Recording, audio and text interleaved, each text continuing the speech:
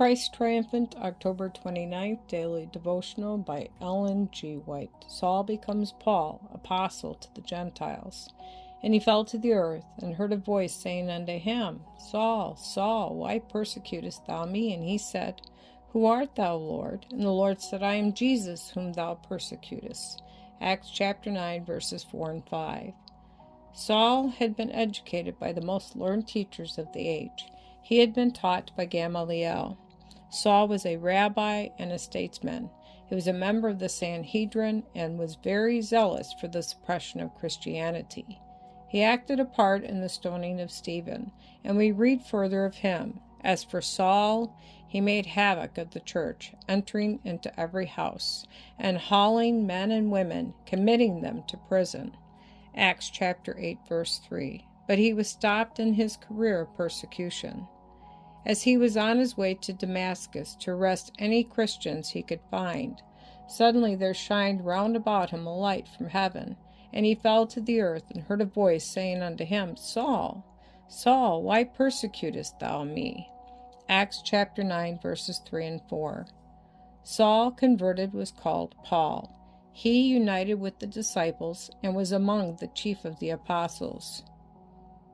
Although the apostles were often cast down in the conflict with evil people and the powers of darkness, yet they were enabled to press against the conflict, having before them triumph or death in the effort.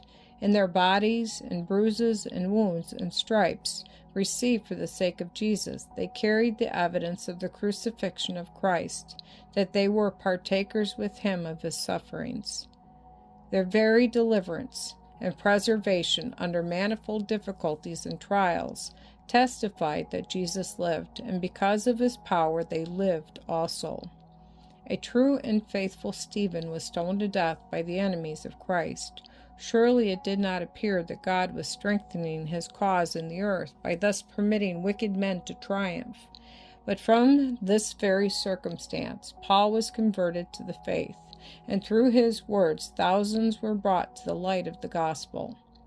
Those selected from the work of God should be men and women who are faithful and true, workers whom God can instruct, who will impart what they receive, proclaiming without reserve the will of God, pointing out the better way to all with whom they come in contact.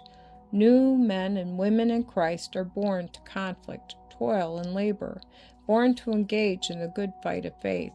There is ever within their reach a power by which they may obtain the victory at every onset, power that will enable them to be more than conquerors over the difficulties they meet.